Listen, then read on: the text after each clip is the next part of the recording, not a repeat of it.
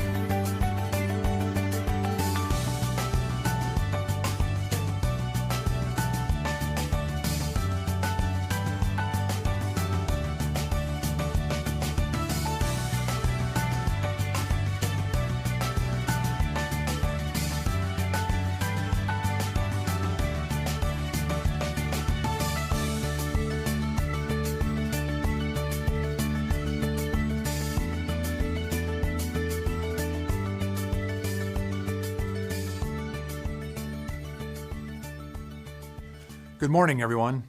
It is an honor and a privilege to host this commemoration of our civilians retiring in the month of June 2021. Thank you for joining us as we honor their service to the agency and to our nation. This is the first of what we plan to be regular opportunities to thank those retiring for their work here at DISA and to express our gratitude to their families for supporting them. Let me share some thoughts about what you have accomplished during your time at DISA and in your service to the federal government. Some of you are retiring with more than 40 years of service to the federal government. That means you have been serving before personal computers were everywhere, and email, texting, and virtual collaboration software shaped the pace of doing business. It was 1983 when the military portion of ARPANET split off as MILNET, which later became what we know now as NIPRNet. In the 1980s, we launched the first Defense Satellite Communication System 3 communication satellites for the DoD's global satellite communication networks. We also focused in on interoperability of communications across military services and stood up JITIC in 1989 for interoperability testing. This is also Cold War time, and you served while we were supporting the military in actions in places like Grenada, Libya, Panama, and the Persian Gulf. You were supporting our work during the era of perestroika and glasnost, and when President Reagan said in Berlin, "Mr. Gorbachev, tear down this wall." Your work strengthening and supporting our warfighter changed the world. Others of you are retiring after 30 years of service with the federal government. Your work helped keep our warfighter safe during Operations Desert Shield and Desert Storm, which I was one of them, as well as during NATO operations in Bosnia and Kosovo. You were here in 1991 when we took on the name the Defense Information Systems Agency. You saw communications change with America Online, dial-up internet, who can forget You've Got Mail, and the spread of the World Wide Web. Your work preparing us for the unknowns of Y2K meant that we were able to usher in the new decade, secure that our mission-critical systems were compliant and would meet the challenges of the new millennium. Many of you are retiring with 20 years of service.